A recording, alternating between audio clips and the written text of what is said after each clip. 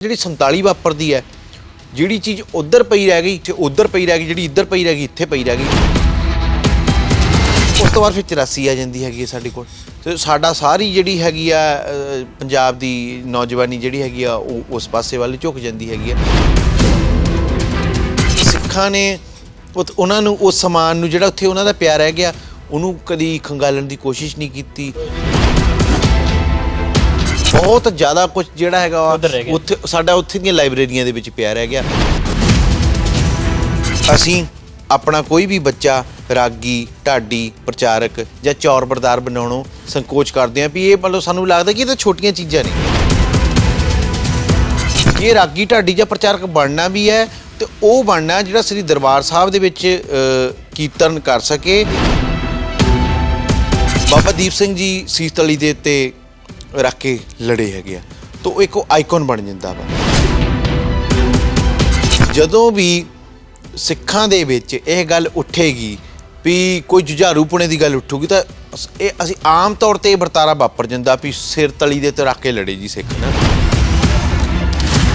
ਜਿਹੜੇ ਕਨਵੈਂਟ ਪੜ੍ਹਨ ਵਾਲੇ ਵੀ ਸਾਡੇ ਬੱਚੇ ਸੀਗੇ ਉਹ ਵੀ ਗੀਤਾਂ ਦੇ ਰਾਹੀਂ ਇਹ ਗੱਲ ਬਾਰ-ਬਾਰ ਇਹ ਗੱਲਾਂ ਕਰ ਰਹੇ ਸੀ ਵੀ ਕਦੀ ਦਿੱਲੀ ਦੁੱਲੀ ਮੋਰੇ ਕਦੇ ਝੁਕਿਆ ਪੰਜਾਬ ਨੇ। 5 ਨਿਸ਼ਾਨਚੀ ਸਿੰਘ ਥਾਪ ਕੇ ਮਹਾਰਾਜ ਨੇ ਨਿਸ਼ਾਨਾ ਤੇ ਨਗਾਰਿਆਂ ਦੀ ਅਗਵਾਈ ਦੇ ਵਿੱਚ ਪੰਥ ਸਾਜ ਕੇ ਬਾਬਾ ਬੰਦਾ ਸਿੰਘ ਬਹਾਦਰ ਨੂੰ ਪੰਜਾਬ ਤੋਂ ਗਏ। ਲੋਕੀ ਸੀਸ ਝੁਕਾਉਂਦੇ ਨੇ ਕਿਉਂ? ਕਿਉਂਕਿ ਉਹ ਨਿਸ਼ਾਨ ਨਗਾਰੇ ਉਹੀ ਨਿਸ਼ਾਨ ਨਗਾਰੇ ਹੈਗੇ ਨੇ ਜਿਹੜੇ ਕਿ ਮਹਾਰਾਜ ਦੇ ਵੇਲੇ ਥਾਪੇ ਗਏ। ਸਾਡੇ ਤੇ ਹਾਮੀ ਇੱਕ ਤੋਹਮਤ ਲੱਗ ਜਾਂਦੀ ਕਿ ਸਿੱਖਾਂ ਨੇ ਆਪਣਾ ਇਤਿਹਾਸ ਨਹੀਂ ਸੰਭਾਲਿਆ। ਦੁਨੀਆ ਦੇ ਵੱਡੇ ਵੱਡੇ ਜਿਹੜੇ ਧਰਮ ਆ ਉਹਨਾਂ ਨਾਲ ਡਾਇਲੌਗ ਕੀਤੇ, ਡਿਬੇਟਸ ਰਚਾਈਆਂ। ਜਿੱਥੋਂ ਸਿੱਖ ਦਾ ਸਫ਼ਰ ਸ਼ੁਰੂ ਹੋਇਆ ਤੇ ਕਿੱਥੇ ਉਹ ਪਹੁੰਚ ਗਿਆ। On air. ਸਤਿ ਸ਼੍ਰੀ ਅਕਾਲ, ਤੁਸੀਂ ਔਨ 에ਅਰ ਦੇਖ ਰਹੇ ਹੋ ਤੇ ਮੈਂ ਜਸਪ੍ਰੀਤ ਖਾਨ। ਸਿੱਖ ਇਤਿਹਾਸ ਦੇ ਅਸੀਂ ਵੱਖ-ਵੱਖ ਪਹਿਲੂਆਂ ਤੇ ਗੱਲ ਕਰਦੇ ਰਹਿੰਦੇ ਹਾਂ, ਪਰ ਅੱਜ ਅਸੀਂ ਇਸ ਵਿਸ਼ੇ ਤੇ ਗੱਲ ਕਰਾਂਗੇ ਸਿੱਖ ਇਤਿਹਾਸ ਅੰਦਰ ਸੁਰਤ ਤੇ ਪਰੰਪਰਾ ਦਾ ਜਿਹੜਾ ਕਿੱਡਾ ਕੁ ਮਿਆਰ ਆ, ਪਰੰਪਰਾ ਤੇ ਸੁਰਤ ਹੈ ਕੀ ਆ। ਅੱਜ ਅਸੀਂ ਇਸ ਵਿਸ਼ੇ ਤੇ ਗੱਲਬਾਤ ਕਰਨ ਲਈ ਸਾਡੇ ਨਾਲ ਭਾਈ ਰਵਿੰਦਰ ਸਿੰਘ ਜੀ ਪਹੁੰਚੇ ਨੇ। ਅਸੀਂ ਉਹਨਾਂ ਦਾ ਸਵਾਗਤ ਕਰਦੇ ਹਾਂ ਸਟੂਡੀਓ 'ਚ। ਵਾਹਿਗੁਰੂ ਜੀ ਕਾ ਖਾਲਸਾ, ਵਾਹਿਗੁਰੂ ਜੀ ਕੀ ਫਤਿਹ। ਵਾਹਿਗੁਰੂ ਜੀ ਕਾ ਖਾਲਸਾ, ਵਾਹਿਗੁਰੂ ਜੀ ਕੀ ਫਤਿਹ ਜੀ। ਭਾਈ ਸਾਹਿਬ, ਜੇ ਆਪਾਂ ਗੱਲ ਕਰੀਏ ਸਿੱਖ ਸੁਰਤ ਦੀ, ਸਿੱਖ ਸੁਰਤ ਅਸਲ 'ਚ ਹੈ ਕੀ ਆ? ਹਰ ਕਿਸੇ ਦੇ ਸਮਝਣ ਦੇ ਵਿੱਚ ਮਤਲਬ ਸਮਰੱਥ ਨਹੀਂ ਹੁੰਦਾ। ਤੇ ਗੁਰੂ ਮਹਾਰਾਜ ਇਹਦੇ ਬਾਰੇ ਫਰਮਾਨ ਕਰਦੇ ਆ ਵੀ ਹਉ ਆਇਆ ਦੂਰੋਂ ਚੱਲ ਕੇ ਮੈਂ ਤੱਕੀ ਤਉ ਸਰਨਾਈ ਜਿਓ, ਹਉ ਆਸਾ ਰੱਖੀ ਚਿੱਤ ਮੈਂ ਮੇਰਾ ਸਭੋ ਦੁੱਖ ਗਵਾਈ ਜਿਓ। ਤਾਂ ਜਿੱਥੋਂ ਸਿੱਖ ਦਾ ਸਫ਼ਰ ਸ਼ੁਰੂ ਹੋਇਆ ਤੇ ਕਿੱਥੇ ਉਹ ਪਹੁੰਚ ਗਿਆ ਤੇ ਉਹਨੇ ਇੱਥੋਂ ਉੱਥੇ ਤੱਕ ਕਿਵੇਂ ਜਾਣਾ ਵਾ। ਔਰ ਇਹਨੂੰ ਜਿਹੜਾ ਹੈ ਲੈ ਕੇ ਉਹ ਸੁਰਤ ਹੀ ਚੱਲਦੀ ਹੈਗੀ ਆ। ਸ਼ਬਦ ਗੁਰੂ ਸੁਰਤ ਤੋਂ ਨਿਚੇਲਾ, ਉਹ ਸਾਰੀ ਗੱਲ ਜਿਹੜੀ ਹੈਗੀ ਉਹ ਸੁਰਤ ਦੇ ਆਲੇ ਦੁਆਲੇ ਘੁੰਮ ਰਹੀ ਹੈ। ਸੁਰਤ ਇੱਕ ਉਹ ਪਾਥ ਹੈ, ਇੱਕ ਉਹ ਵੇ ਹੈ ਜਿਹਦਾ ਕਿ ਸਥੂਲ ਰੂਪ ਦੇ ਵਿੱਚ ਦੂਜਾ ਰੂਪ ਹੈਗਾ ਪੰਥ ਜੀ। ਤੋ ਨਿਰਗੁਣ ਤੇ ਸਰੂਪ ਦੇ ਵਿੱਚ ਉਹ ਸੁਰਤ ਦੇ ਨਾਲ, ਸ਼ਬਦ ਦੇ ਨਾਲ ਉਹਦੀ ਵਿਆਖਿਆ ਹੁੰਦੀ ਹੈ ਤੇ ਸਰਗੁਣ ਸਰੂਪ ਦੇ ਵਿੱਚ ਉਹ ਪੰਥ ਬਣ ਜਾਂਦਾ ਹੈ ਜਿਹੜਾ ਕਿ ਖਾਲਸਾ ਹੈਗਾ ਜੀ। ਤੋ ਉਹਦੇ ਵਿੱਚ ਵੀ ਗੁਰੂ ਮਹਾਰਾਜ ਦੇ ਵੇਲੇ ਤੋਂ ਲੈ ਕੇ ਮਹਾਰਾਜ ਦੀਆਂ ਸਿੱਖਿਆਵਾਂ, ਉਹ ਚਾਹੇ ਸਾਡੇ ਇੰਸਟੀਟਿਊਸ਼ਨਸ ਹੋਣ, ਚਾਹੇ ਉਹਦੇ ਵਿੱਚ ਪੰਜ ਪਿਆਰੇ ਸਾਹਿਬਾਨ ਹੋਣ, ਚਾਹੇ ਉਹਦੇ ਵਿੱਚ ਸਰਬੱਤ ਖਾਲਸਾ ਹੋਵੇ, ਚਾਹੇ ਉਹਦੇ ਵਿੱਚ ਸਾਡੇ ਮਹੱਲੇ ਹੋਣ, ਉਹ ਸਾਰਾ ਕੁਛ ਜਿਹੜਾ ਆ ਉਹ ਸਿੱਖ ਸੁਰਤ ਦੇ ਵਿੱਚ ਹੀ ਘੁੰਮ ਰਿਹਾ ਹੈਗਾ ਜੀ। ਸਾਖੀ ਵੀ ਇਹਨਾਂ ਦਾ ਕੋਈ ਇਸ ਦਾ ਪਹਿਲੂ ਆ? ਬਿਲਕੁਲ। ਇਹਦੇ ਦੋ ਜਿਹੜੇ ਹੈਗੇ ਪਹਿਲੂ ਮੈਂ ਸਮਝਣ ਦੇ ਯਤਨ ਕੀਤੇ ਹੈਗੇ ਆ। ਉਹ ਇੱਕ ਬਣਦਾ ਕੀਰਤਨ, ਉਹਦੀ ਦੂਸਰੀ ਬਣਦੀ ਸਾਖੀ ਜੀ। ਸਾਖੀ ਜਿਹੜਾ ਹੈਗਾ ਉਹਦਾ ਬਾਹਰੀ ਫਾਰਮ ਹੈ ਇੱਕ ਰੂਪ ਦੇ ਵਿੱਚ, ਤੇ ਜਿਹੜਾ ਕੀਰਤਨ ਹੈ ਉਹਦਾ ਅਧਿਆਤਮਿਕ ਫਾਰਮ ਹੈਗਾ। ਉਹਦੇ ਇਹਨੂੰ ਅੱਗੇ ਹੋਰ ਬਹੁਤ ਤਰੀਕਿਆਂ ਦੇ ਵਿੱਚ ਇਹ ਖੁੱਲ੍ਹਦੀ ਹੈਗੀ ਹੈ। ਪਰ ਜਿਹੜਾ ਸਾਖੀ ਹੈ ਉਹ ਉਸੇ ਤਰੀਕੇ ਦੇ ਨਾਲ ਇੱਕ ਆਈਕਨ ਸਿਰਜ ਦਿੰਦੀ ਹੈ ਸਿੱਖ ਦੇ ਅੰਦਰ। ਜਿਵੇਂ ਅਸੀਂ ਉਦਾਹਰਨ ਲੈਂਦੇ ਕਿ ਬਾਬਾ ਦੀਪ ਸਿੰਘ ਦੀ। ਬਾਬਾ ਦੀਪ ਸਿੰਘ ਜੀ ਸੀਸ ਤਲੀ ਦੇ ਉੱਤੇ ਰੱਖ ਕੇ ਲੜੇ ਹੈਗੇ ਆ ਤਾਂ ਉਹ ਇੱਕ ਆਈਕਨ ਬਣ ਜਾਂਦਾ ਵਾ। ਜਦੋਂ ਵੀ ਸਿੱਖਾਂ ਦੇ ਵਿੱਚ ਇਹ ਗੱਲ ਉੱਠੇਗੀ ਵੀ ਕੋਈ ਜੁਝਾਰੂਪੁਣੇ ਦੀ ਗੱਲ ਉੱਠੂਗੀ ਤਾਂ ਇਹ ਅਸੀਂ ਆਮ ਤੌਰ 'ਤੇ ਇਹ ਵਰਤਾਰਾ ਵਾਪਰ ਜਾਂਦਾ ਵੀ ਸਿਰ ਤਲੀ ਦੇ ਉੱਤੇ ਰੱਖ ਕੇ ਲੜੇ ਜੀ ਸਿੱਖ ਨਾ। ਉਹ ਸਿੱਖ ਸੁਰਤ ਹੈ ਜਿਹੜੀ ਇਹ ਦਰਸਾਉਂਦੀ ਹੈਗੀ ਆ ਵੀ ਸਿੱਖ ਸਿਰ ਤਲੀ ਦੇ ਉੱਤੇ ਰੱਖ ਕੇ ਲੜੇ। ਰੀਸੈਂਟਲੀ ਕਿਸਾਨ ਅੰਦੋਲਨ ਬੀਤ ਕੇ ਗਿਆ ਵਾ, ਬੜੀ ਕਮਾਲ ਦੀ ਉਹਦੇ ਵਿੱਚ ਇੱਕ ਚੀਜ਼ ਹੋਈ ਹੈ ਕਿ ਗਾਣੇ ਵੀ ਵੱਜਦੇ ਰਹੇ ਆ, ਅਸੀਂ ਵਾਰਸ ਬਘੇਲ ਸਿੰਘ ਦੇ ਝੰਡੇ ਕੇਸਰੀ ਚਲਾਉਂਦੇ ਰਹਿਣਗੇ। ਅਤੇ ਉਹ ਜਿਹੜਾ ਨਵਾਂ ਸਾਡਾ ਯੂਥ ਹੈ ਜਿਹੜਾ ਕਿ ਉਸ ਵੈਸਟਰਨ ਐਜੂਕੇਸ਼ਨ ਦੇ ਜਾਂ ਇੱਕ ਮਾਡਰਨਾਈਜੇਸ਼ਨ ਦੇ ਦੌਰ 'ਚ ਗੁਜ਼ਰ ਕੇ ਆਇਆ ਵਾ, ਜਿਹਦੇ ਵਿੱਚ ਉਹ ਸਿੱਖ ਸੁਰਤ ਉਸ ਤਰੀਕੇ ਦੇ ਨਾਲ ਕਾਬਜ਼ ਨਹੀਂ ਹੈਗੀ, ਧੁੰਦਲੀ ਪੈ ਗਈ ਹੈ ਕਿਤੇ ਨਾ ਕਿਤੇ। ਅਤੇ ਉਹ ਵਕਤ ਨੇ ਐਡਾ ਵੱਡਾ ਉਭਾਰ ਲਿਆ, ਉਹਨਾਂ ਦੇ ਅੰਦਰ ਉਹ ਚੀਜ਼ਾਂ ਦੁਬਾਰਾ ਕਾਇਮ ਹੋ ਗਈਆਂ। ਔਰ ਜਿਹੜੇ ਕੌਨਵੈਂਟ ਪੜ੍ਹਨ ਵਾਲੇ ਵੀ ਸਾਡੇ ਬੱਚੇ ਸੀਗੇ, ਉਹ ਵੀ ਗੀਤਾਂ ਦੇ ਰਾਹੀਂ ਇਹ ਗੱਲ ਬਾਰ-ਬਾਰ ਇਹ ਗੱਲਾਂ ਕਰ ਰਹੇ ਸੀ ਵੀ ਕਦੀ ਦਿੱਲੀ ਦੁੱਲੀ ਮੋਰੇ, ਕਦੇ ਝੁਕਿਆ ਪੰਜਾਬ ਨਾ, ਇਹੋ ਜਿਹੀਆਂ ਗੱਲਾਂ ਸਾਨੂੰ ਸੋਸ਼ਲ ਮੀਡੀਆ ਦੇ ਉੱਤੇ ਦੇਖਣ ਨੂੰ ਮਿਲ ਰਹੀਆਂ ਸੀਗੀਆਂ। ਤਾਂ ਇਹ ਸੁਰਤ ਹੀ ਹੈ ਜਿਹੜੀ ਕਿ ਉਹਨਾਂ ਦੇ ਅੰਦਰੋਂ ਬਾਬਾ ਬਘੇਲ ਸਿੰਘ ਦਾ ਆਈਕਨ ਜਿਹੜਾ ਉਭਾਰ ਰਹੀ ਹੈ। ਉਹਨਾਂ ਨੂੰ ਬਾਰ-ਬਾਰ ਇਹ ਲੱਗਦਾ ਸੀ ਆਪਾਂ ਬੰਦਾ ਸਿੰਘ ਬਹਾਦਰ ਦੇ ਜਿਹੜੇ ਹੈਗੇ ਆ ਆਪਣੇ ਵਾਰਸ ਹੈ, ਅਤੇ ਅਸੀਂ ਐਂ ਕਰਕੇ ਵੀ ਆਪਣੀ ਜ਼ਮੀਨਾਂ ਨਹੀਂ ਜਾਣਦੇ, ਮੁਰਸਰਜੀਤ ਕਰਤੀਆਂ ਨੇ। ਬਿਲਕੁਲ ਬਿਲਕੁਲ, ਇਹ ਸੁਰਤ ਹੁੰਦੀ ਹੈ ਜਿਹੜੀ ਕਿ ਸਿੱਖਾਂ ਨੂੰ ਖੜਾਉਂਦੀ ਵੀ ਹੈ ਅਤੇ ਉਹਨੂੰ ਜਿਹੜਾ ਹੈਗਾ ਲੜਨ ਦਾ ਬਲ ਵੀ ਬਖਸ਼ਦੀ ਹੈ। ਅਤੇ ਪਰੰਪਰਾ ਇਸ ਚੀਜ਼ ਨੂੰ ਕਿਵੇਂ ਜਿਉਂਦਾ ਰੱਖਦੀ ਹੈ? ਇਹ ਕਮਾਲ ਹੀ ਪਰੰਪਰਾ ਦੇ ਵਿੱਚ ਹੁੰਦਾ, ਕਿਉਂਕਿ ਆਮ ਜਿਹੜਾ ਵਰਤਾਰਾ ਵਾ, ਆਮ ਲੋਕਾਈ ਹੈਗੀ ਆ, ਉਹ ਉਹਦੀ ਪ੍ਰੈਕਟਿਸ ਨਹੀਂ ਕਰਦੀ ਉਸ ਤਰੀਕੇ ਨਾਲ ਜਿਵੇਂ ਪਰੰਪਰਾ ਕਰਦੀ ਹੈ। ਜਿਵੇਂ ਅਸੀਂ ਦੇਖਦੇ ਹਾਂ ਕਿ ਨਗਰ ਕੀਰਤਨ ਨਿਕਲਦੇ ਹੈਗੇ ਨਾ, ਨਗਰ ਕੀਰਤਨਾਂ ਦੇ ਵਿੱਚ ਅਸੀਂ ਆਮ ਦੇਖਦੇ ਹਾਂ ਕਿ 5 ਪਿਆਰੇ ਸਾਹਿਬਾਨ ਅਤੇ ਨਾਲ ਉਹਨਾਂ ਦੇ ਨਿਸ਼ਾਨ ਹੁੰਦੇ, ਨਿਸ਼ਾਨ ਵਾਲੇ 5 ਨਿਸ਼ਾਨਚੀ ਸਿੰਘ ਹੁੰਦੇ ਨਾ। ਆਮ ਲੋਕਾਂ ਨੂੰ ਇਹ ਨਹੀਂ ਪਤਾ ਲੱਗ ਰਿਹਾ ਉਹਨਾਂ ਦੀ, ਕਿਉਂਕਿ ਸੁਰਤ ਦੇ ਵਿੱਚ ਉਹ ਚੀਜ਼ ਧੁੰਦਲੀ ਹੈ। ਉਹ ਸਿਰਫ ਉਹਨੂੰ ਪ੍ਰੈਕਟਿਸ ਕਰ ਰਹੇ ਕਿ ਸਾਡੇ ਪੂਰਵਜ ਕਰ ਰਹੇ ਸੀਗੇ ਜਾਂ ਸਾਡੇ ਵੱਡੇ ਵਡੇਰੇ ਕਰ ਰਹੇ ਸੀ ਅਤੇ ਅਸੀਂ ਉਵੇਂ ਕਰ ਰਹੇ ਹਾਂ। ਪਰ ਇਹਦੇ ਪਿੱਛੇ ਇੱਕ ਬਹੁਤ ਵੱਡਾ ਇਤਿਹਾਸ ਪਿਆ ਹੋਇਆ ਬਾਬਾ ਵਿਨੋਦ ਸਿੰਘ ਸਾਹਿਬ ਹੁਣਾਂ ਦਾ, ਜਿਨ੍ਹਾਂ ਦੀ ਅਗਵਾਈ ਦੇ ਵਿੱਚ ਬਾਬਾ ਬੰਦਾ ਸਿੰਘ ਬਹਾਦਰ ਨੂੰ ਪੰਜਾਬ ਤੋਰਿਆ ਗਿਆ। 5 ਨਿਸ਼ਾਨਚੀ ਸਿੰਘ ਥਾਪ ਕੇ ਮਹਾਰਾਜ ਨੇ ਨਿਸ਼ਾਨਾਂ ਅਤੇ ਨਗਾਰਿਆਂ ਦੀ ਅਗਵਾਈ ਦੇ ਵਿੱਚ ਪੰਥ ਸਾਜ ਕੇ ਬਾਬਾ ਬੰਦਾ ਸਿੰਘ ਬਹਾਦਰ ਨੂੰ ਪੰਜਾਬ ਤੋਰਿਆ। ਉਹ ਨਿਸ਼ਾਨ ਨਗਾਰਿਆਂ ਦੀ ਅਗਵਾਈ ਦੇ ਵਿੱਚ ਜਿਹੜਾ ਹੈਗਾ ਬਾਬਾ ਬੰਦਾ ਸਿੰਘ ਬਹਾਦਰ ਲੜੇ ਨੇ ਪੰਜਾਬ ਦੇ ਵਿੱਚ ਆ ਕੇ। ਟ੍ਰੈਡੀਸ਼ਨ ਇਹ ਆ ਇਹੋ। ਅਤੇ ਤੁਸੀਂ ਦੇਖੋ ਹੁਣ ਪਰੰਪਰਾ ਜਿਹੜੀ ਆ ਉਹ ਉਸ ਨੂੰ ਕਿਵੇਂ ਸੁਰਜੀਤ ਕਰ ਰਹੀ ਕਿ ਨਿਹੰਗ ਸਿੰਘਾਂ ਦੇ ਵਿੱਚ ਸਭ ਤੋਂ ਵੱਡੀ ਇੰਪੋਰਟੈਂਸ ਜਿਹੜੀ ਆ ਨਿਸ਼ਾਨ ਨਗਾਰਿਆਂ ਦੀ ਹੀ ਮੰਨੀ ਜਾਂਦੀ ਹੈਗੀ ਹੈ। ਜਿਸ ਵੀ ਦਲ ਜਦੋਂ ਮਹੱਲਾ ਅਸੀਂ ਦੇਖਦੇ ਹਾਂ ਗੁਜਰਦਾ ਹੈਗਾ ਅਤੇ ਜਿਹੜੇ ਆਪਣੇ ਨਿਸ਼ਾਨ ਨਗਾਰੇ ਨਿਕਲਦੇ ਨੇ, ਲੋਕੀ ਸੀਸ ਝੁਕਾਉਂਦੇ ਨੇ। ਕਿਉਂਕਿ ਉਹ ਨਿਸ਼ਾਨ ਨਗਾਰੇ ਉਹੀ ਨਿਸ਼ਾਨ ਨਗਾਰੇ ਹੈਗੇ ਨੇ ਜਿਹੜੇ ਕਿ ਮਹਾਰਾਜ ਦੇ ਬਿੱਲੇ ਥਾਪੇ ਗਏ ਨੇ। ਤਾਂ ਉਹ ਨਿਸ਼ਾਨ ਨਗਾਰੇ ਉਹ ਜਿਹੜੀ ਸਾਡੀ ਸੋਵਰਨ ਆਇਡੈਂਟੀਟੀ ਆ ਜਾਂ ਜਿਹੜਾ ਸਿੱਖਾਂ ਦੀ ਜਿਹੜੀ ਸਰਵਉੱਚਤਾ ਆ ਉਹਨੂੰ ਰਿਪਰੈਜ਼ੈਂਟ ਕਰ ਰਹੇ ਨੇ। ਆਮ ਲੋਕਾਈ ਉਹਨੂੰ ਪ੍ਰੈਕਟਿਸ ਤਾਂ ਕਰ ਰਹੀ ਹੈਗੀ, ਪਰ ਪਰੰਪਰਾ ਨੂੰ ਸੁਰਜੀਤ ਨਹੀਂ ਕਰ ਰਹੀ, ਪਰੰਪਰਾ ਨੂੰ ਲੈ ਕੇ ਜੀ ਰਹੀ ਹੈ। ਜਦੋਂ ਸਾਡੀ ਸੁਰਤ ਆਮ ਲੋਕਾਈ ਦੀ ਸੁਰਤ ਉਹਨੂੰ ਪਰੰਪਰਾ ਦੇ ਨਾਲ ਜੋੜ ਦੂਗੀ ਤਾਂ ਜਿਹੜਾ ਉਹਦਾ ਅਹਿਸਾਸ ਆ ਨਿਸ਼ਾਨ ਨਗਾਰੇ ਦਾ ਉਹ ਉਹਦੇ ਅੰਦਰ ਜੀਵਤ ਹੋ ਜਾਊਗਾ, ਫਿਰ ਉਹ ਸਿੱਖ ਆਜ਼ਾਦ ਹੋ ਜਾਊਗਾ ਅੰਦਰੋਂ। ਤੁਹਾਨੂੰ ਕੀ ਲੱਗਦਾ ਵੀ ਉਹ ਜਿਹੜੀ ਪਰੰਪਰਾ ਉਸੇ ਤਰ੍ਹਾਂ ਬਰਕਰਾਰ ਆ ਜਾਂ ਗਿਰਾਵਟ ਆਈ ਇਸ? ਇਹ ਅਸੀਂ ਦੇਖਿਆ ਵਾ ਵੀ ਸਿੱਖਾਂ ਨੇ ਕਿੰਨੇ ਜੰਗਾਂ ਯੁੱਧ ਲੜੇ ਹੈਗੇ ਆ, ਬਹੁਤ ਵੱਡਾ ਸਾਡੇ ਉੱਤੇ ਘੱਲੂ ਘਾਰੇ ਵਾਪਰੇ ਹੈਗੇ ਆ, ਟਾਈਮ ਫੇਸਿਸ ਬਹੁਤ ਸਾਰੇ ਸਾਡੇ ਉੱਤੇ ਲੰਘ ਕੇ ਗਏ ਹੈਗੇ ਆ। ਅਤੇ ਸਾਡੇ ਉੱਤੇ ਹਾਮੀ ਇੱਕ ਤੋਹਮਤ ਲੱਗ ਜਾਂਦੀ ਕਿ ਸਿੱਖਾਂ ਨੇ ਆਪਣਾ ਇਤਿਹਾਸ ਨਹੀਂ ਸੰਭਾਲਿਆ, ਪਰ ਮੈਂ ਇਸ ਚੀਜ਼ ਨਾਲ ਕਿਤੇ ਸਹਿਮਤ ਨਹੀਂ ਹੈਗਾ। ਸਿੱਖਾਂ ਨੇ ਬਹੁਤ ਲਿਖਿਆ ਅਤੇ ਬਹੁਤ ਬਾ ਕਮਾਲ ਲਿਖਿਆ। ਦੁਨੀਆ ਦੇ ਵੱਡੇ ਵੱਡੇ ਜਿਹੜੇ ਧਰਮ ਆ ਉਹਨਾਂ ਨਾਲ ਡਾਇਲੋਗ ਕੀਤੇ, ਡਿਬੇਟਸ ਰਚਾਈਆਂ ਅਤੇ ਉਹ ਸਾਡੀ ਲੋਕਾਈ ਦੇ ਤੱਕ ਪਹੁੰਚਾਈਆਂ। ਨਿਰਮਲੇ, ਉਦਾਸੀਨ, ਸੇਵਾ ਪੰਥੀ, ਨਿਹੰਗ ਸਿੰਘ ਇਹ ਕਾਰਜ ਕਰਦੇ ਰਹੇ ਨੇ।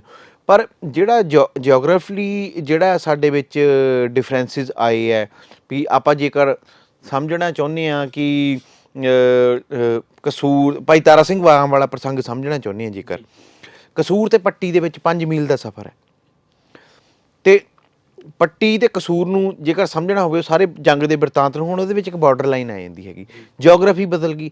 ਤਾਂ ਅਸੀਂ ਨਾ ਪੱਟੀ ਨੂੰ ਉਸ ਤਰੀਕੇ ਦੇ ਨਾਲ ਉਹਦੇ ਨਾਲ ਸੁਰਤ ਦੇ ਨਾਲ ਲਿੰਕ ਕਰ ਪਾ ਰਹੇ ਹਾਂ, ਨਾ ਅਸੀਂ ਕਸੂਰ ਦੇ ਨਾਲ ਉਹ ਕਰ ਰਹੇ। ਫਿਰ ਉਹਦੇ ਵਿੱਚ ਜਿਹੜੀਆਂ ਬੋਲੀਆਂ ਨੇ, ਤਾਂ ਜਿਹੜਾ ਪੱਟੀ ਤੋਂ ਜਿਹੜਾ ਕਸੂਰ ਦਾ ਜਿਹੜਾ ਵਿੱਥ ਹੈ ਉਹਨੂੰ ਸਮਝਣਾ, ਹੁਣ ਇੰਨੇ ਜਿਓਗ੍ਰਾਫਿਕਲੀ ਡਿਫਰੈਂਸਿਸ ਹੈ, ਲੋਕਾਂ ਦੀਆਂ ਮਾਨਤਾਵਾਂ ਬਦਲ ਜਾਂਦੀਆਂ ਨੇ। ਉਹਦੇ ਵਿੱਚ ਇੱਕ ਬਹੁਤ ਵੱਡਾ ਹੋਰ ਵੀ ਇੱਕ ਪੱਖ ਹੈ, ਉਹ ਹੈਗੀ ਭਾਸ਼ਾ। ਅਤੇ ਜਿਹੜਾ ਭਾਸ਼ਾ ਦਾ ਮੁਹਾਵਰਾ ਹੈ ਉਹ ਮਰ ਜਾਣਾ, ਇਹ ਬਹੁਤ ਵੱਡੀਆਂ ਖਾਮੀਆਂ ਹੁੰਦੀਆਂ ਨੇ ਕਿ ਉਸ ਚੀਜ਼ ਨੂੰ ਨਹੀਂ ਸਮਝ ਪਾ ਰਹੇ ਅਸੀਂ। ਤਾਂ ਇਹਨਾਂ ਚੀਜ਼ਾਂ ਨੂੰ ਅਸੀਂ ਕੋਸ਼ਿਸ਼ਾਂ ਕਰ ਸਕਦੇ ਹੈਗੇ ਵੀ ਉਸ ਵੇਲੇ ਕਿਹੜਾ ਮੁਹਾਵਰਾ ਵਰਤਿਆ ਜਾ ਸਕਦਾ ਹੈਗਾ ਜਾਂ ਉਸ ਵੇਲੇ ਕੀ ਕਰਦਾ ਹੈਗਾ। ਇਹ ਕੰਮ ਹੁੰਦਾ ਖੁਜਾਰਤੀ ਦਾ ਜਾਂ ਖੋਜਕਾਰ ਦਾ, ਉਹਦਾ ਕਰਨਾ। ਅਤੇ ਜਿਹੜੇ ਸਾਡੇ ਰਾਗੀ ਢਾਡੀ ਪ੍ਰਚਾਰਕ ਜਾਂ ਜਿੰਨੇ ਵੀ ਸਾਡੇ ਮੀਡੀਅਮਸ ਹੈਗੇ ਨੇ, ਉਹਨਾਂ ਨੇ ਇਹਦੀ ਵਿਆਖਿਆ ਬਣਾ ਕੇ ਲੋਕਾਂ ਦੇ ਵਿੱਚ ਪ੍ਰੈਜ਼ੈਂਟ ਕਰਨੀ, ਉਹਦੇ ਵਿੱਚ ਮੈਨੂੰ ਲੱਗਦਾ ਕਿ ਕਿਤੇ ਨਾ ਕਿਤੇ ਅਸੀਂ ਫੇਲ ਹੋਏ ਆ। ਜਿਹੜੀ ਇਹ ਚੀਜ਼ ਸਾਡੇ ਲੋਕਾਂ ਦੇ ਵਿੱਚ ਮੱਧਮ ਪਈ ਹੈ। ਅਕੈਡਮਿਕ ਲੈਵਲ ਤੇ ਵੀ, ਅਕੈਡਮਿਕ ਲੈਵਲ ਤੇ ਆਫ ਕੋਰਸ ਹੈਗਾ, ਇਹ ਹੋਏ ਆ। ਕਿਉਂਕਿ ਤੁਸੀਂ ਦੇਖੋ ਨਾ ਵੀ 47 ਦੇ ਵਿੱਚ ਉਸ ਤੋਂ ਪਹਿਲਾਂ ਅਸੀਂ ਹੁਣ ਅੱਜ ਦੇ ਸਮੇਂ ਦੇ ਵਿੱਚ ਸੁਣ ਕੇ ਬਹੁਤ ਹੈਰਾਨ ਹੋਵਾਂਗੇ ਕਿ ਸਿੱਖਾਂ ਦੀ ਲਿਟਰੇਚਰ ਦਾ ਗੜ੍ਹ ਤਰਨਤਾਰਨ ਸਾਹਿਬ ਹੁੰਦਾ ਸੀਗਾ। ਤਰਨਤਾਰਨ ਸਾਹਿਬ ਦੇ ਵਿੱਚ ਕਈ ਸੈਂਕੜੇ ਪ੍ਰੈਸ ਹੁੰਦੀਆਂ ਸੀਗੀਆਂ ਜਿਹੜੀਆਂ ਕਿ ਸਿੱਖਾਂ ਦਾ ਲਿਟਰੇਚਰ ਛਾਪਦੀਆਂ ਸੀ, ਤੇ ਬਾਕਮਾਲ ਲਿਟਰੇਚਰ ਛਾਪਦੀਆਂ ਸੀਗੀਆਂ। ਉਹ ਪ੍ਰੈਸਿਸ ਉੱਥੋਂ ਉੱਠ ਕੇ ਕਲਕੱਤੇ ਗਈਆਂ।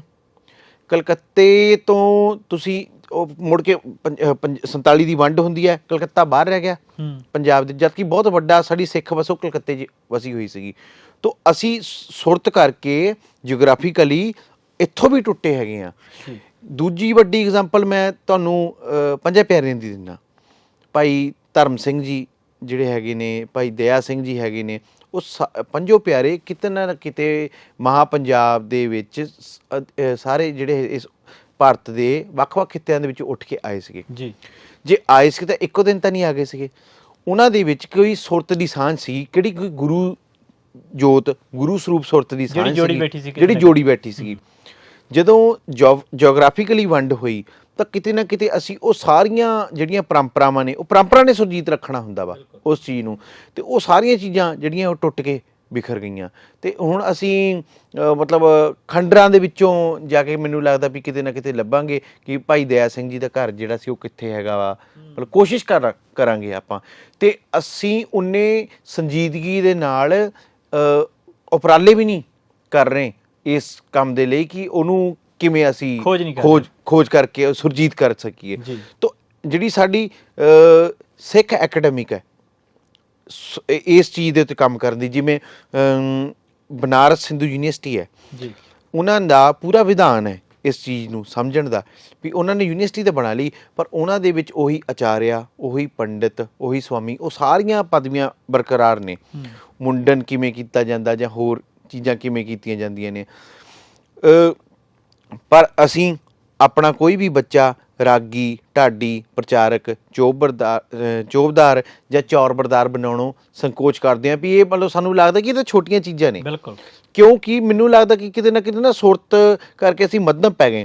ਤੇ ਜੇ ਰਾਗੀ, ਢਾਡੀ ਜਾਂ ਪ੍ਰਚਾਰਕ ਬਣਨਾ ਵੀ ਹੈ ਤੇ ਉਹ ਬਣਨਾ ਜਿਹੜਾ ਸ੍ਰੀ ਦਰਬਾਰ ਸਾਹਿਬ ਦੇ ਵਿੱਚ ਕੀਰਤਨ ਕਰ ਸਕੇ, ਕਿਉਂਕਿ ਦਰਬਾਰ ਸਾਹਿਬ ਦੇ ਵਿੱਚ ਕੀਤੇ ਹੋਏ ਕੀਰਤਨ ਨੂੰ ਜਿਹੜਾ ਹੈਗਾ ਬਾਹਰ ਅਮਰੀਕਾ ਕੈਨੇਡਾ ਦੇ ਵਿੱਚ ਮਾਨਤਾ ਮਿਲ ਜਾਂਦੀ ਹੈਗੀ, ਤੇ ਉਹਨਾਂ ਥੋੜ੍ਹੀ ਜਿਹੀ ਨਾ ਡਾਲਰ ਮੈਨੂੰ ਲੱਗਦਾ ਕਿ ਜ਼ਿਆਦਾ ਡਿੱਗਦੇ ਹੈਗੇ ਨਾ।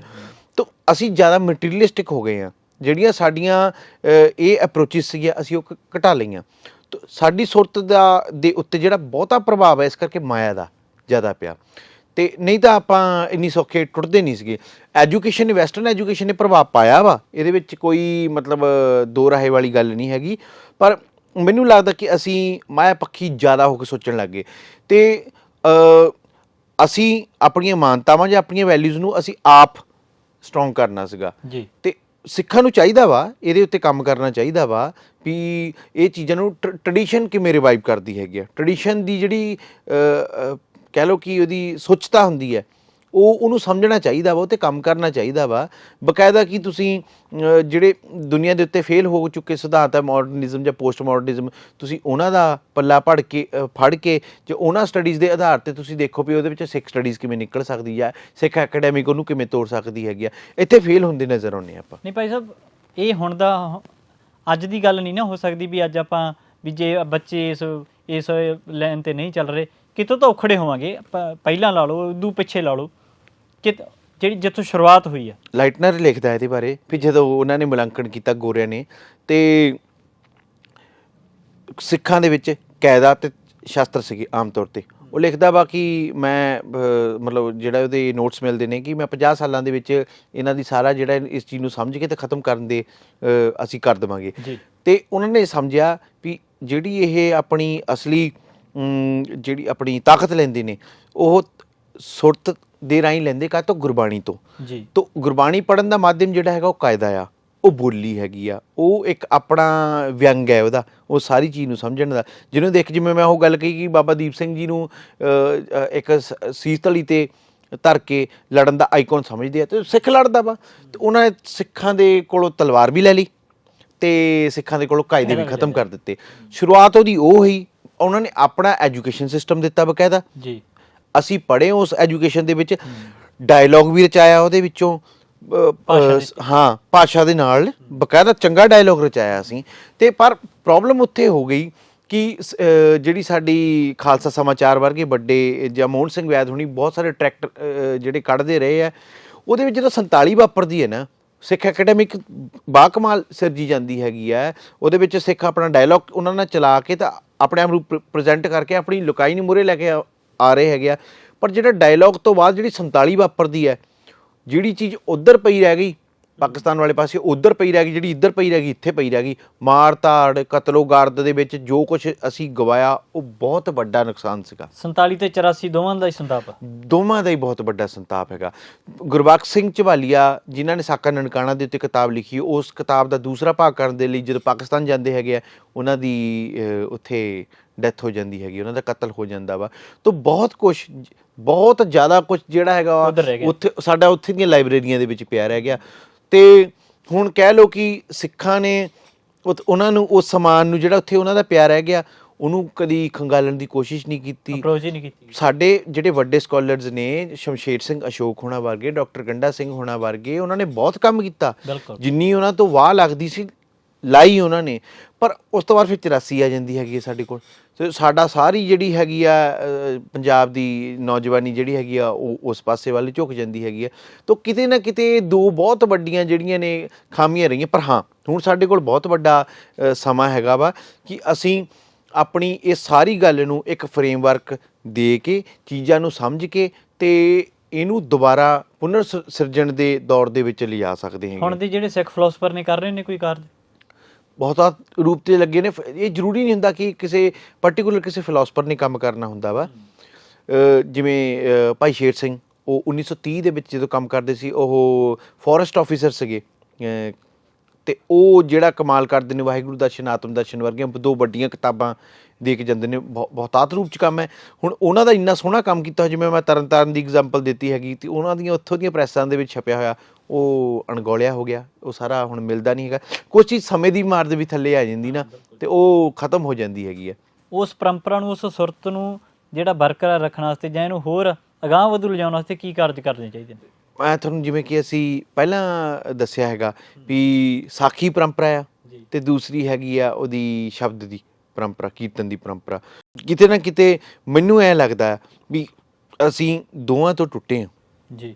ਸਾਖੀ ਦੀ ਜਿਹੜੀ ਪਰੰਪਰਾ, ਬੱਚੇ ਨੇ ਮਾਤਾ ਦੀ ਗੋਦ ਤੋਂ ਲੈ ਕੇ ਖੜਨਾ ਸੀਗਾ, ਯੋਧੇ ਬਣਾਉਣੇ ਸੀਗੇ, ਸਾਡੇ ਕੋਲੋਂ ਸਾਖੀ ਪਰੰਪਰਾ ਟੁੱਟ ਗਈ ਕਿਤੇ ਨਾ ਕਿਤੇ। ਉਹਦਾ ਰੂਪ ਸਾਨੂੰ ਦੂਜਾ ਲੱਗਾ ਕਿ ਸ਼ਾਇਦ ਕੌਮਿਕ ਹੋ ਸਕਦਾ ਵਾ ਜੀ, ਹੈ ਨਾ। ਇੱਕ ਚੀਜ਼ ਅਸੀਂ ਡਿਕਟੇਟ ਕਰਕੇ, ਬੋਲ ਕੇ, ਇਮੋਸ਼ਨਸ ਦੇ ਰਾਹੀਂ ਬੱਚੇ ਦੇ ਅੰਦਰ ਭੇਜ ਰਹੇ ਹਾਂ। ਇੱਕ ਚੀਜ਼ ਬੱਚਾ ਕੌਮਿਕ ਦੇ ਵਿੱਚ ਕਾਰਟੂਨ ਦੇਖ ਕੇ ਤਾਂ ਉਹਦੇ ਰਾਹੀਂ ਆਪਣੇ ਅੰਦਰ ਲਿਜਾ ਰਿਹਾ। ਇੱਕ ਚੀਜ਼ ਦੇ ਰਾਹੀਂ ਉਹਦੀਆਂ ਪੰਜੋ ਜਿਹੜੀਆਂ ਗਿਆਨ ਇੰਦਰੀਆਂ ਨੇ, ਬਕਾਇਦਾ ਉਹਦਾ ਮਨ ਉਹਦੇ ਵਿੱਚ ਹੈਗਾ ਵਾ। ਇੱਕ ਜਿਹੜੀ ਹੈਗੀ ਉਹਦੀਆਂ ਅੱਖਾਂ ਦੇਖ ਰਹੀਆਂ, ਬੁੱਧੀ ਸਮਝ ਰਹੀ ਹੈ ਵੀ ਉਹ ਕੀ ਚੀਜ਼ ਹੋ ਸਕਦੀ, ਇੱਕ ਉਹ ਸੀ। ਦੂਸਰੀ ਚੀਜ਼ ਕੀਰਤਨ ਦੀ ਪਰੰਪਰਾ। ਕਲਯੁਗ ਮੈਂ ਕੀਰਤਨ ਪ੍ਰਧਾਨਾ ਗੁਰਮੁਖ ਜਪੀ ਲਾਏ ਧਿਆਨਾ, ਉਹ ਇੰਨੀ ਵੱਡੀ ਪਰੰਪਰਾ ਸੀ ਜਿਹੜੀ ਕਿ ਸੁਰਤ ਨੂੰ ਉਚੇਰਾ ਚੱਕਦੀ ਸੀਗੀ। ਜਿਹੜਾ ਇਮੋਸ਼ਨ ਹੈ ਉਹਦੇ ਵਿੱਚ, ਕੀਰਤਨ ਦੇ ਵਿੱਚ, ਉਹ ਬਾਕਮਾਲ ਸੀਗਾ। ਜਿਵੇਂ ਉਹ ਅਸੀਂ ਇੱਕ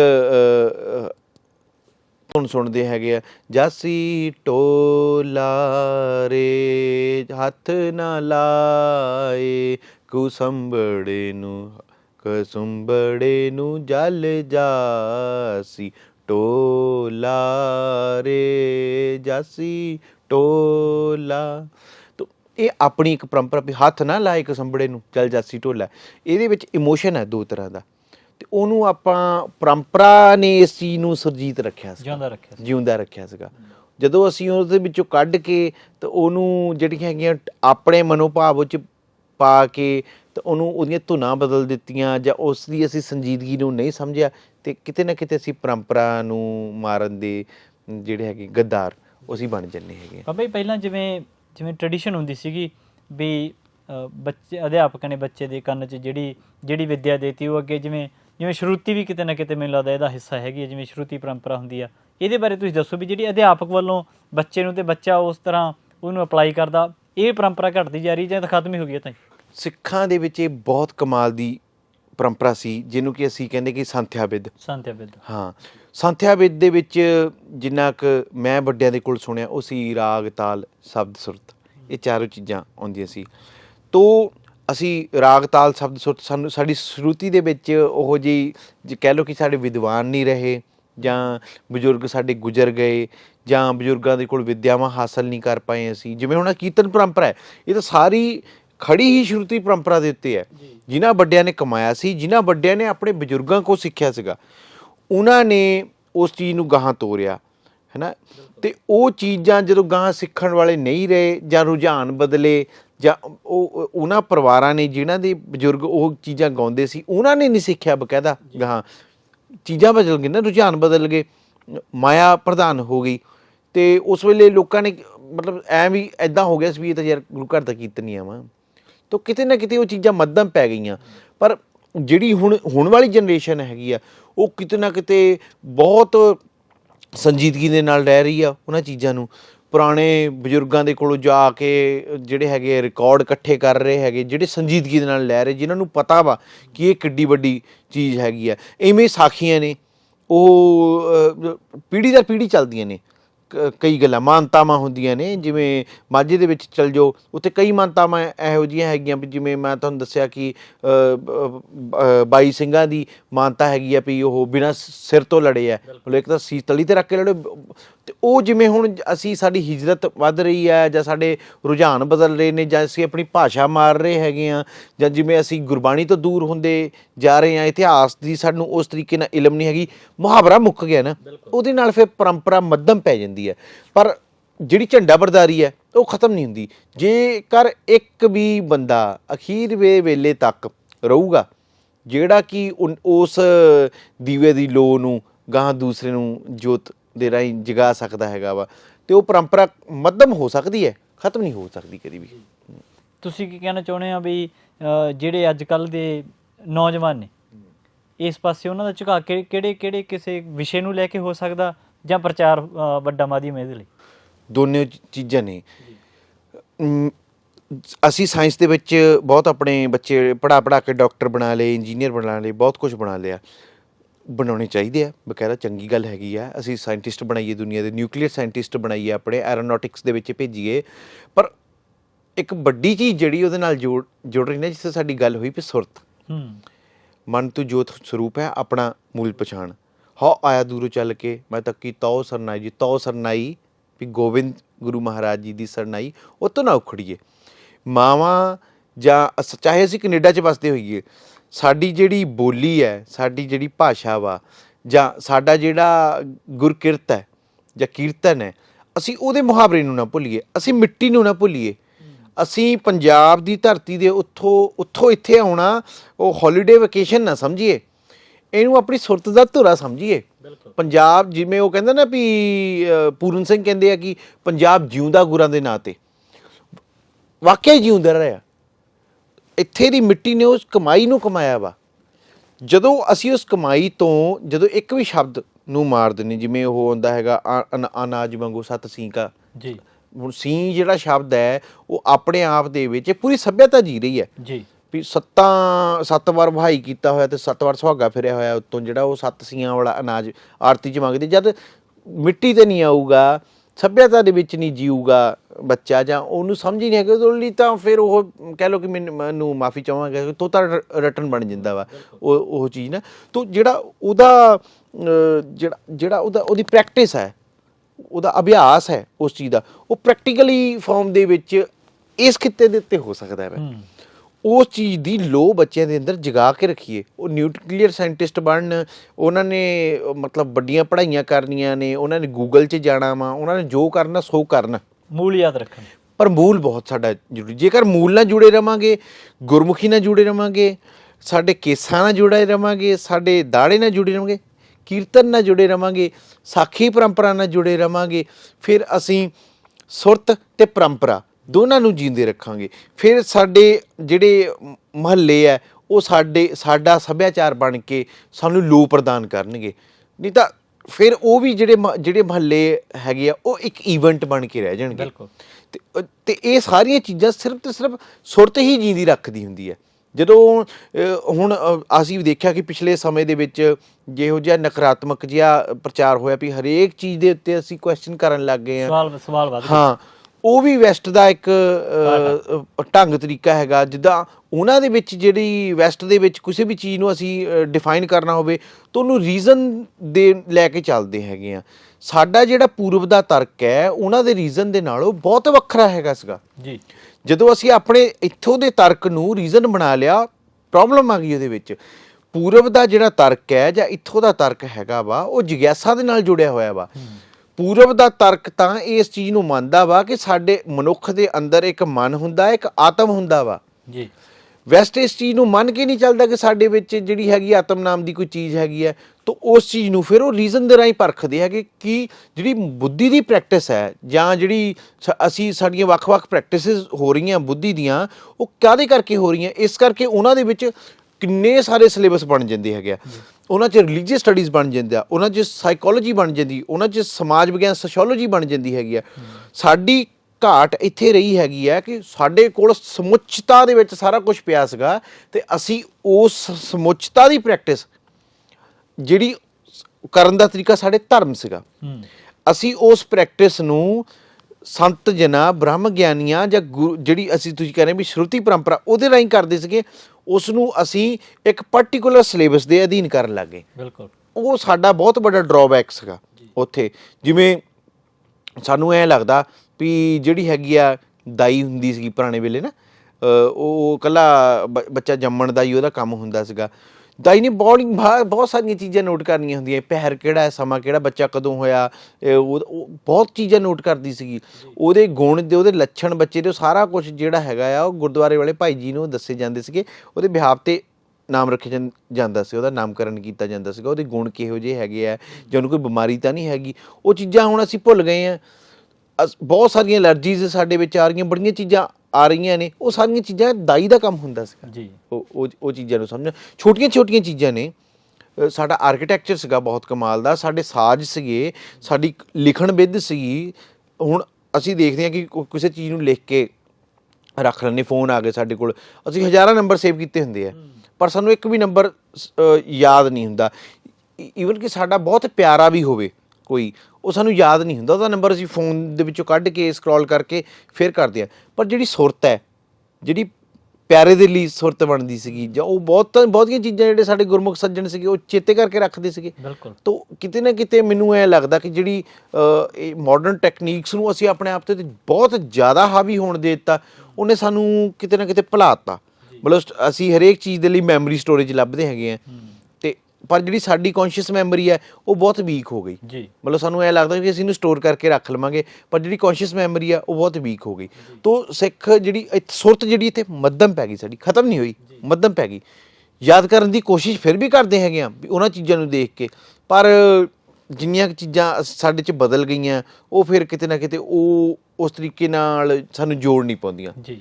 ਪਰ ਉਮੀਦ ਨਹੀਂ ਛੱਡਣੀ ਚਾਹੀਦੀ, ਉਮੀਦ ਦੇ ਉੱਤੇ ਦੁਨੀਆ ਕਾਇਮ ਹੈਗੀ ਹੈ। ਅਤੇ ਜੇ ਉਵੇਂ ਅਸੀਂ ਸਤਰਕ ਰਵਾਂਗੇ, ਲੋਅ ਦੀ, ਗੁਰਬਾਣੀ ਦੀ ਲੋਅ ਦੇ ਵਿੱਚ, ਸਾਖੀ ਦੀ ਲੋਅ ਦੇ ਵਿੱਚ, ਕੀਰਤਨ ਦੀ ਲੋਅ ਦੇ ਵਿੱਚ, ਜਾਂ ਜਿਹੜੀ ਸਾਡੀ ਪਰੰਪਰਾ ਵਾ ਖਾਸ ਕਰਕੇ ਉਹਦੀ ਲੋਅ ਦੇ ਵਿੱਚ ਅਸੀਂ ਚੀਜ਼ਾਂ ਨੂੰ ਅਡੋਪਟ ਕਰਾਂਗੇ ਤਾਂ ਸਿੱਖਾਂਗੇ। ਫਿਰ ਸਾਨੂੰ ਇਹ ਚੀਜ਼ ਪਤਾ ਲੱਗ ਜੂਗੀ ਵੀ ਚਰਨ ਸਰਨ ਗੁਰ ਏਕ ਪਿੰਡ ਜਾਏ ਚਾ ਸਤਿਗੁਰ ਕੋਟ ਪਿੰਡ ਆ ਕੇ ਹੋਏ ਲੇਤ ਹੈ। ਫਿਰ ਉਹ ਚੀਜ਼ਾਂ ਬਹੁਤ ਆਸਾਨ ਹੋ ਜਾਂਦੀਆਂ ਨੇ। ਫਿਰ ਬਿਲਕੁਲ ਬਾਬਾ ਜੀ, ਬਹੁਤ ਬਹੁਤ ਧੰਨਵਾਦ। ਤੁਸੀਂ ਜਿਹੜੇ ਇਹਨਾਂ ਵਿਸ਼ਿਆਂ 'ਤੇ ਸਾਡੇ ਨਾਲ ਗੱਲਬਾਤ ਕੀਤੀ, ਅਤੇ ਜਿਹੜੇ ਸਾਡੀ ਸੰਗਤ ਰੂਪ ਜਿਹੜੀ ਆਡੀਅנס ਆ ਅਤੇ ਉਹਨਾਂ ਨੂੰ ਚਾਨਣਾ ਪਾਇਆ। ਬਹੁਤ ਬਹੁਤ ਧੰਨਵਾਦ ਜੀ। ਠੀਕ ਹੈ ਜੀ। ਵਾਹਿਗੁਰੂ ਜੀ ਕਾ ਖਾਲਸਾ, ਵਾਹਿਗੁਰੂ ਜੀ ਕੀ ਫਤਿਹ।